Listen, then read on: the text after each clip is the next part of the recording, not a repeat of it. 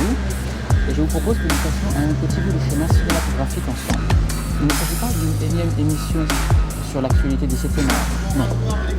Nous nous orientons plutôt sur une thématique, en l'occurrence une controverse qui va nous permettre de sortir de chemin un petit peu trop balisé. Et la librairie du cinéma du Panthéon nous ouvre ses portes pour l'occasion. Je vais maintenant rejoindre notre invité que vous venez de voir passer, René Gocicati.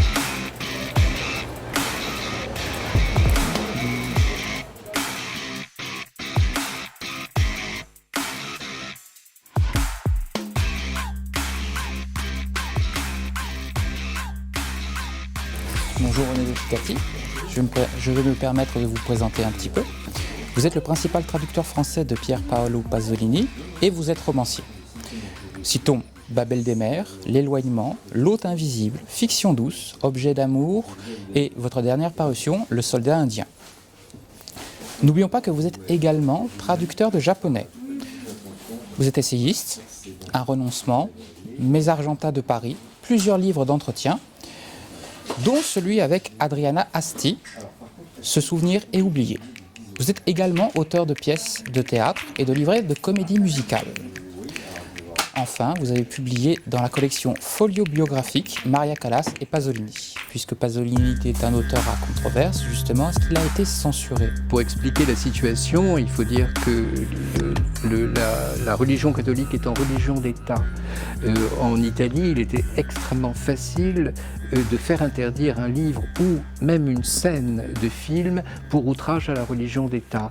Alors évidemment, pour Pasolini, qui parlait beaucoup, pas nécessairement de manière agressive, mais qui abordait le problème de la religion, de la croyance, de Dieu, de la spiritualité, c'était très facile de détourner le sens même de ce qu'il faisait en fonction de prises de position politique par ailleurs. C'était pas nécessairement lié au film ou aux scènes, c'est-à-dire qu'on forçait beaucoup l'interprétation. Et il y avait bien sûr aussi le problème d'obscénité, c'est-à-dire que la nudité était tolérée, mais n'importe qui pouvait intervenir en disant que les images étaient obscènes, étaient pornographiques. Et donc, vous avez peut-être raison, c'est-à-dire que le danger était moins grand d'interdiction en France, puisque le film a été en effet interdit en Italie tout de suite, alors qu'en France, ça n'a pas été le cas. Donc dès qu'il a été projeté en Italie, il a été interdit. Et encore une fois, pour faire interdire un film, il suffit de déposer une plainte auprès du tribunal local. Donc n'importe qui a la possibilité de faire interdire un film, avait la possibilité de faire interdire un film en Italie. Alors j'aurais deux questions. Est-ce que ce rapport se retrouve aussi dans sa littérature et sa poésie ?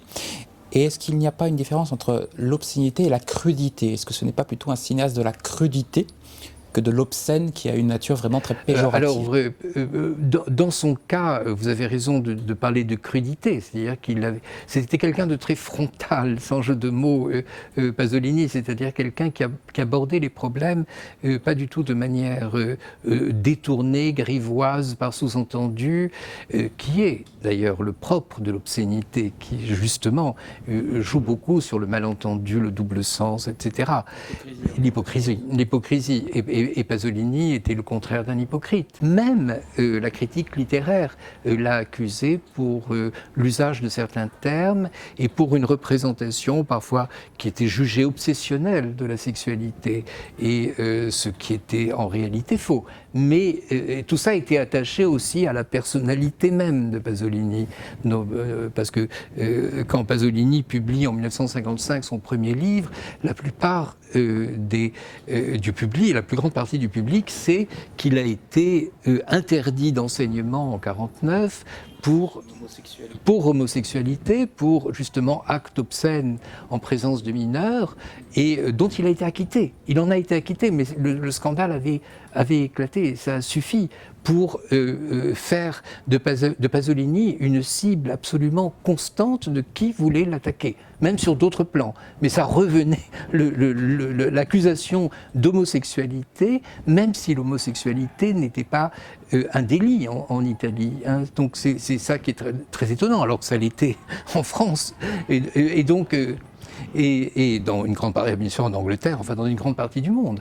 Alors qu'en Italie, ce n'était pas le cas. Mais il y avait cette autre voie d'accès, encore une fois, obscénité, outrage à la religion et actes contraires, disons, à la décence des mœurs en public. Le fait qu'il n'aime pas l'hypocrisie, justement, qu'il préfère la frontalité de la crudité, a un rapport avec sa détestation, si je puis dire, de la bourgeoisie, ou sa virulente critique de la bourgeoisie qui est régulière dans ses films. C'était le grand ennemi de Pasolini, c'était, bon, d'une part, politiquement la démocratie chrétienne, qui était le parti qui correspondait justement à cette bourgeoisie, et la bourgeoisie elle-même. Pasolini était un grand ami de Alberto Moravia, qui lui aussi avait des difficultés avec cette bourgeoisie, qu'il représentait de manière lui aussi très crue, où il abordait la sexualité de manière directe. Le grand roman de l'après-guerre de Moravia, c'est La Romana, qui est l'histoire d'une prostituée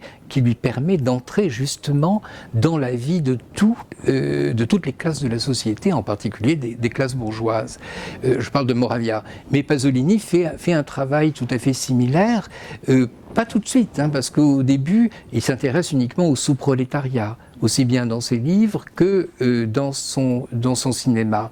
C'est à partir de théorèmes, au fond, qu'il va attaquer directement. Enfin, directement, il utilise une métaphore, puisque le film est un film symbolique, mais il décrit quand même la bourgeoisie milanaise, les possédants, un directeur d'usine et sa femme qui s'ennuient, et ses enfants qui ne savent pas ce qu'ils vont faire, qui croient qu'ils font de l'art, ils n'arrivent pas à en faire, enfin, je parle du garçon, etc. Et donc c'est une représentation tout à fait appuyée, si vous voulez, d'une image de la bourgeoisie. Alors il est caricatural, pas nécessairement, parce que quand même il est extrêmement précis sur l'activité du père, en tous les cas, et il a représenté de manière assez réaliste. Mais bon, en même temps, il a dit que c'était au-dessus de ses forces de prendre un véritable industriel et une véritable bourgeoise milanaise pour les représenter, alors qu'il tenait beaucoup à prendre des acteurs non professionnels. Mais là, il n'a pas pu. Est-ce que vous pourriez nous parler un petit peu de ses méthodes de travail et aussi, accessoirement, par rapport à l'esthétisme général de ses films, à quoi se rattache-t-il ? Est-ce qu'il y a une catégorie concrètes comme le néoréalisme, par exemple, la comédie à l'italienne, ou est-ce qu'il est hors cadre ? Que ça va toujours avec Pasolini de dire hors cadre, mais pas la comédie italienne, mais le néoréalisme certainement. Bon, il l'a dit, sa dette à l'égard de Rossellini, ça fait aucun doute, mais pas uniquement. Il s'est beaucoup réclamé d'un autre cinéma, notamment d'un cinéma japonais. Esthétiquement, il est très redevable à Mizoguchi, et il l'a dit clairement. À Chaplin aussi, vraiment Chaplin est une référence, et d'ailleurs parfois explicite, de Pasolini. Il déguise même dans les Contes de Canterbury, il déguise Ninetto d'Avoli, son compagnon et acteur fétiche, il le déguise en Chaplin. Au Moyen-Âge, avec une réinterprétation médiévale de Chaplin. Mais sa méthode de travail, il disait de toute façon qu'il n'était pas vraiment un directeur d'acteurs. D'ailleurs, Fellini non plus. Vous savez, les grands metteurs en scène ne sont pas nécessairement des directeurs les grands directeurs, oui, ils ne sont pas nécessairement de grands directeurs d'acteurs. Et Pasolini disait toujours que puisque le cinéma était la représentation de la réalité par la réalité, et c'était sa formule, c'était le langage de la réalité avec la réalité, en prenant des êtres réels et non pas des mots ou aucune abstraction. Il préférait prendre des acteurs pour ce qu'ils étaient. Il le dit clairement dans des entretiens. Je prends des acteurs pour ce qu'ils sont dans la vie et je leur fais jouer des rôles proches d'eux. Donc quand il a pris Ninetto d'Avoli, qui était son ami, bien sûr, il lui a fait jouer un garçon de banlieue qu'il était. René Dolcifati, nous allons maintenant passer au bocal. Ce que l'on trouve dans le bocal, ce sont 10 mots tirés au hasard.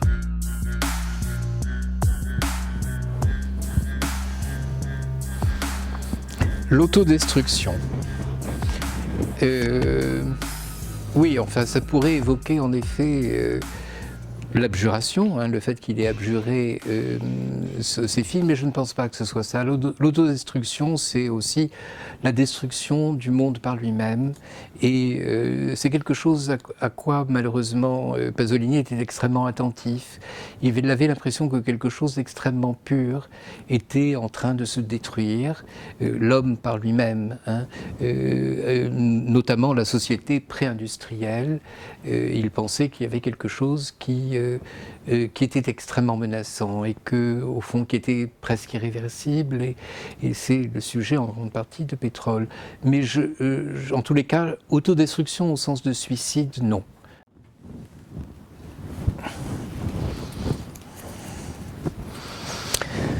Pasolini et sa mère, ça c'est le sujet central.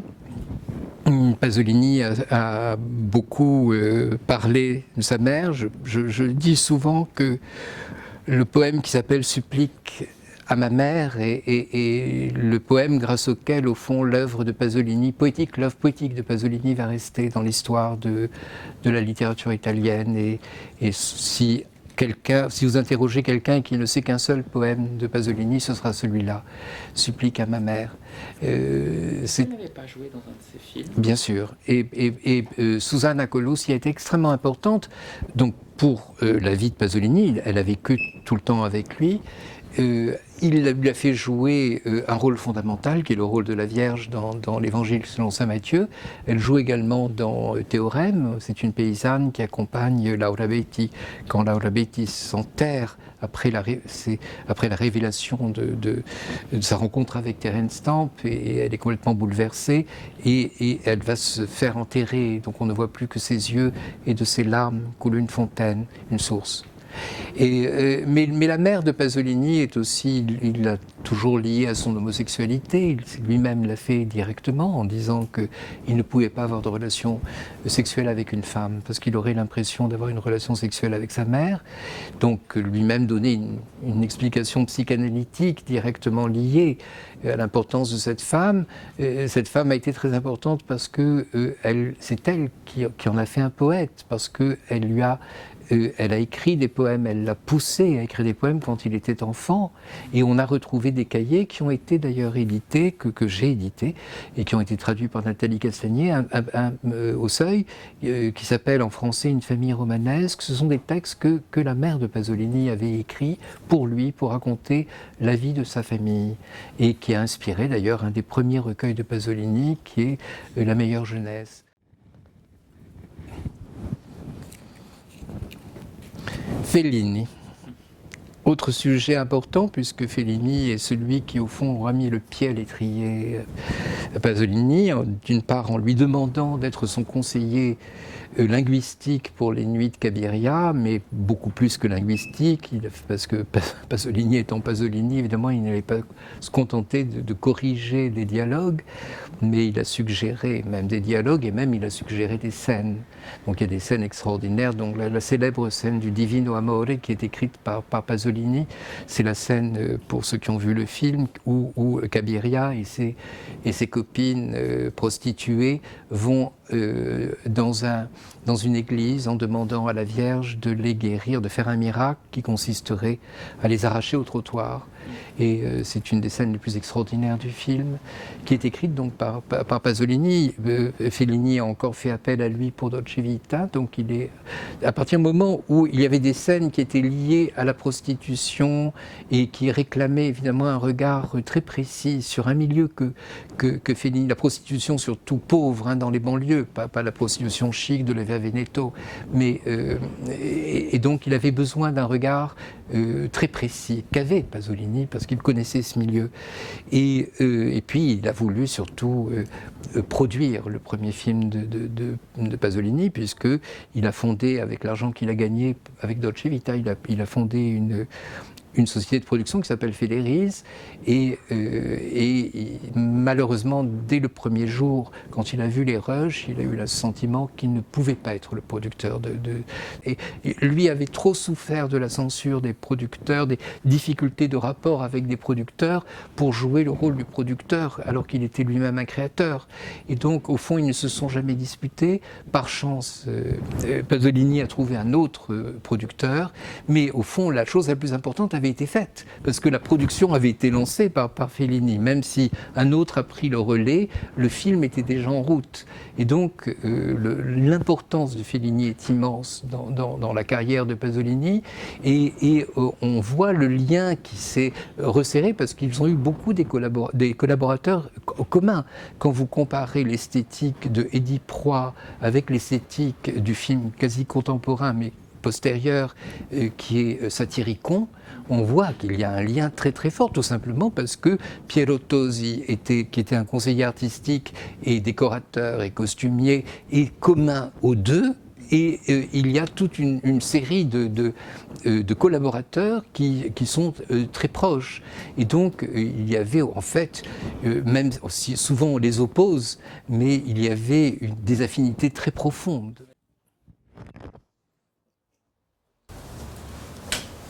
Entre le 1er et le 2 novembre 1975, donc c'est la nuit de sa mort, de son assassinat.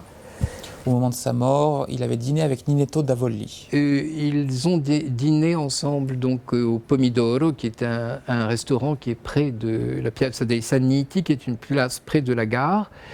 Et ils se sont quittés, Pasolini. Après, qu'est-ce qui s'est passé? Alors, d'après la première version, il est allé devant la gare Termini, où il a retrouvé, ou racolé, mais enfin, la première version, c'était racoler un inconnu.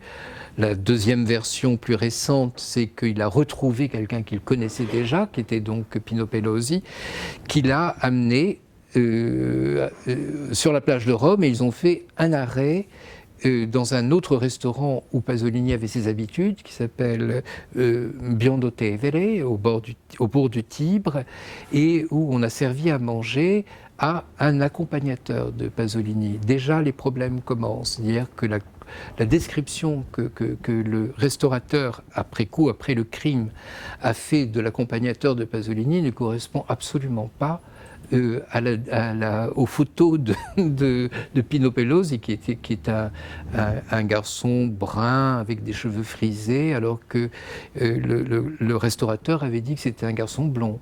Le deuxième livre que Pelosi a écrit raconte que, en fait, il a dit à Pasolini qu'il allait rendre sur la plage des bobines qui avaient été volées de Salo, parce que le studio où avait été monté le film Salo, et d'ailleurs où avait été également monté Casanova de Fellini, avait été donc l'objet d'un cambriolage, et plusieurs bobines avaient été volées.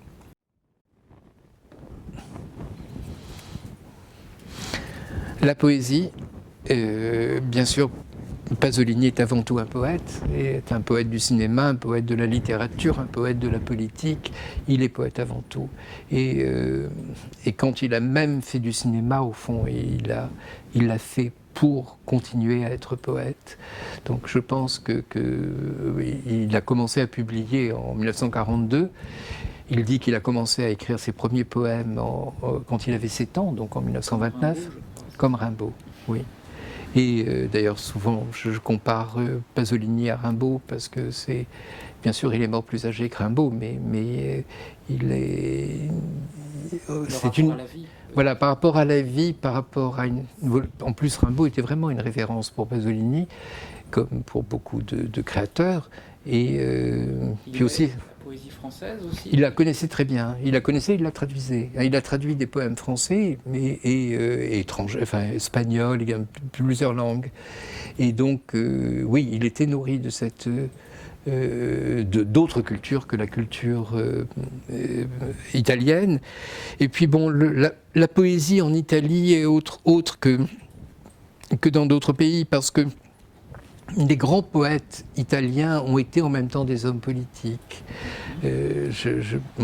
Dante, bien sûr, Dante en premier, puis Leopardi et Pasolini. Au fond, pour moi, c'est les trois jalons de la grande histoire poétique italienne, et tous les trois ont été des hommes politiques, tous les trois ont créé des œuvres poétiques extrêmement singulières, très intimes, parce qu'il y a la Vita Nuova pour Dante, mais bien sûr il y a la Divine Comédie qui est un énorme tableau politique de l'Italie du XIVe siècle, et Leopardi c'est le XIXe siècle, et Pasolini le XXe siècle, la fin du XXe siècle, mais c'est quelqu'un qui aura eu, au fond, comme ses deux prédécesseurs, un regard extraordinairement visionnaire, et qui ne concerne pas uniquement son propre destin intime, mais le destin de tout le pays.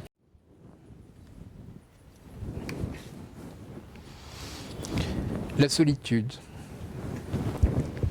Il a beaucoup écrit sur la solitude, Pasolini, et il a représenté sa mort comme solitaire. Donc c'était d'ailleurs une des raisons pour lesquelles beaucoup d'interprètes de sa mort, enfin une fois qu'il a été assassiné, ont pensé qu'il y avait un acte suicidaire dans le fait que Pasolini ait suivi ce jeune prostitué. C'était un peu trop extrapolé aussi. Enfin, c'était aussi l'être qu'il était. Enfin, il était, c'est un être solitaire. Il était solitaire. Non, mais il a écrit qu'il mourrait seul, comme un chat écrasé. Il a écrit ça. Donc, il le savait. Mais ça, c'est une sorte d'anticipation qui n'est pas nécessairement volontaire. Je veux dire, ça ne veut pas dire que c'est un acte suicidaire. Mais la solitude, il l'a ressentie très forte au moment où il était attaqué, c'est-à-dire que, bien sûr, quand il s'est senti différent, sexuellement d'abord différent, et moins différent qu'il n'imaginait, mais enfin bon, il était quand même dans un milieu où il pouvait apparaître comme tout à fait isolé. Et même s'il avait des amis homosexuels, il n'était pas si seul que ça. Quand même, il y avait des poètes. Il aimait beaucoup Sandro Penna, qui était un poète, un grand poète homosexuel. Mais enfin, il n'était pas si nombreux que ça, c'est vrai, autour de lui. Donc, il pouvait se sentir plus isolé. Il souffrirait de ce à quoi on assiste en ce moment, avec une espèce d'exacerbation, je ne sais pas si on dit ça, de l'identité, du communautarisme. La communautarisation via l'identité. Voilà, et qui est terriblement dangereuse, et qui est réductrice, et qui est tout ce que vous voulez. Enfin, on en est tous conscients, en réalité, y compris les militants, je le crains bien, mais qui veulent absolument... qui fait un retour de la censure. Et qui crée un retour de la censure, en effet, qui est épouvantable. On est maintenant muselé, parce qu'il y a des mots qu'on ne peut pas dire, etc.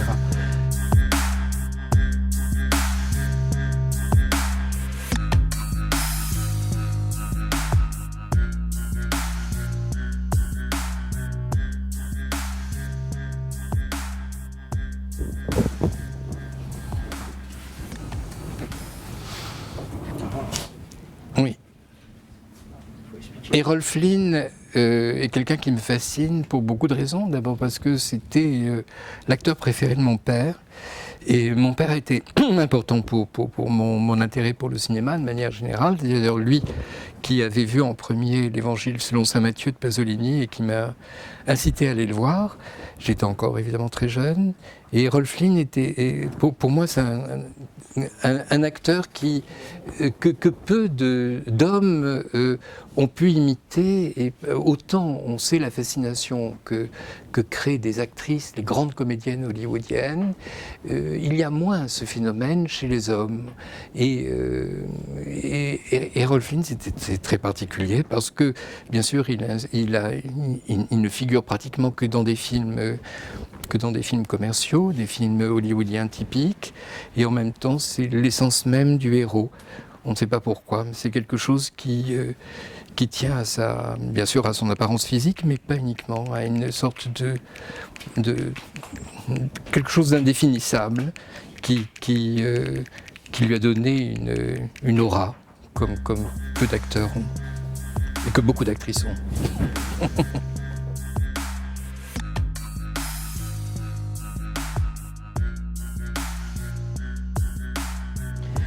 Profession reporter de Antonioni, parce que je pense que dans ce film, il s'est complètement affranchi de la certaine pesanteur métaphysique de ses précédents films, et il est dans la poésie pure.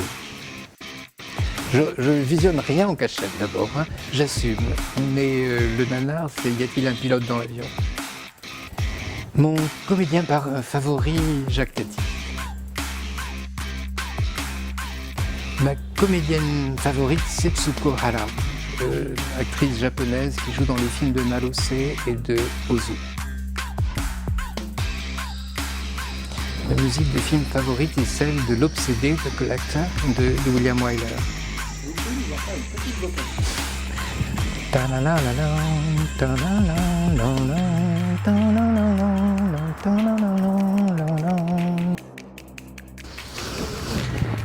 Que le monde aille à sa perte, c'est la seule politique.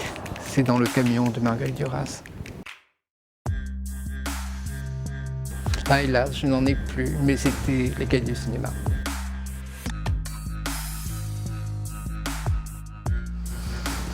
La Duchesse de Langeais, c'était un projet de Greta Garbo et de Max Ophuls. Malheureusement, l'un et l'autre sont morts. Alors, que faire? Moi, je dis qu'il faudrait demander, avant qu'il ne meure, à Godard de le faire, parce que Godard est un merveilleux metteur en scène, mais qui a de très mauvais scénarios.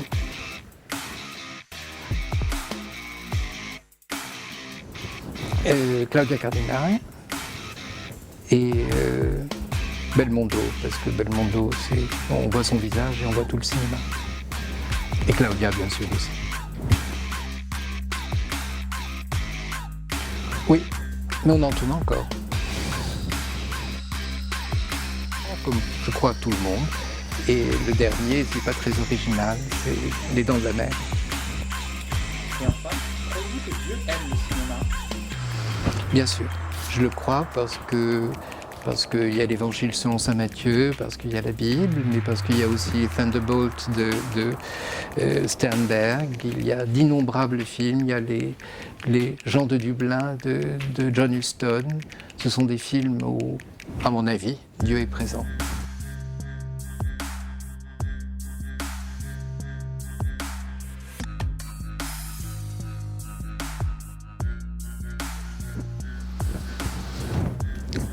Avec Pier Paolo Pasolini, qui est un livre qui paraît aux éditions du Rocher. C'est la 3e édition de ce livre qui a d'abord été publié par un petit éditeur à la fin en 99 je crois, et puis qui a été repris en 2005 par le Rocher, puis là il est à nouveau édité.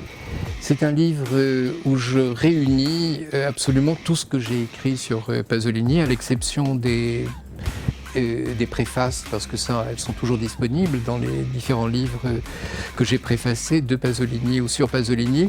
Et là, je réunis thématiquement mes articles, qui sont certains des articles parus dans Le Monde ou dans différentes revues au quotidien. Également des conférences que j'ai faites et des entretiens. Et donc je les ai réunis de manière thématique sur la poésie, sur la politique, bien entendu, sur les amis de Pasolini, tous les gens sur lesquels il a écrit, ou alors des comparaisons que je fais, par exemple avec Sade ou Jean Genet, où surtout il y a une très longue conférence que j'ai faite sur Foucault et Pasolini, sur le mythe d'Édipe, puisque Pasolini a fait un film et Foucault a beaucoup écrit sur le mythe d'Édipe.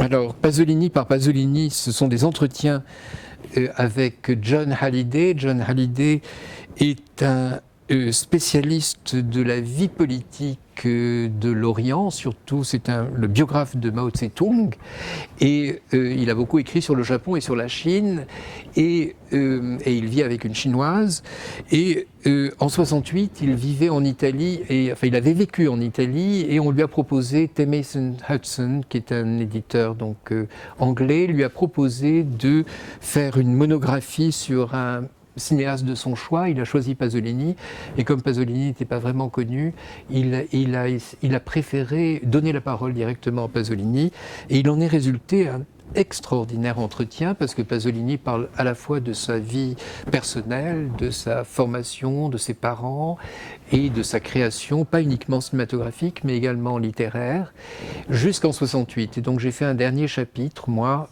où je raconte la vie de Pasolini à partir de 68 jusqu'à sa mort. Voilà, pour compléter simplement le portrait, puisque c'est une monographie malgré tout sur le cinéma, mais vu par lui-même. Description de description, c'est un livre que j'avais déjà traduit, mais partiellement, aux éditions Rivage en 1984, et les éditions Manifeste qui viennent de se créer, m'ont proposé de reprendre le texte et en l'augmentant, donc c'est quasiment la version intégrale Description était une chronique que tenait Pasolini dans un journal qui s'appelait Il Tempo. Il l'a tenu donc dans les années 73-74 et jusqu'au début de 75 d'ailleurs, et c'est extraordinaire parce que ce sont toutes les lectures qu'il faisait et c'est en même temps, bien sûr c'est un journal intellectuel de Pasolini parce qu'il a un ton très très personnel et en même temps c'est une sorte de laboratoire de toute sa création. On voit à quel point Pasolini s'intéressait non seulement à ses contemporains, parce qu'il critique beaucoup d'œuvres poétiques, politiques, des essais, des romans de ses contemporains, mais également il s'intéresse à la littérature étrangère, il lisait systématiquement, et à l'anthropologie. C'est très important parce que on voit quel est le fond de la culture de Pasolini pour nourrir son cinéma même, parce que on ne peut pas vraiment comprendre le cinéma de Pasolini si on ne sait pas à quel point il s'est intéressé à l'anthropologie dans d'autres cultures, etc. L'action, si on peut dire, que fait Ernest Pignon-Ernest. Ernest Pignon-Ernest est un peintre qui a représenté beaucoup Pasolini en train de tenir son propre corps, et le système de Ernest Pignon-Ernest est de faire des lithographies qu'il affiche à travers l'Italie, pas uniquement l'Italie, aussi en France, et il voit quelles sont les réactions des gens dans la rue, comment ils réagissent.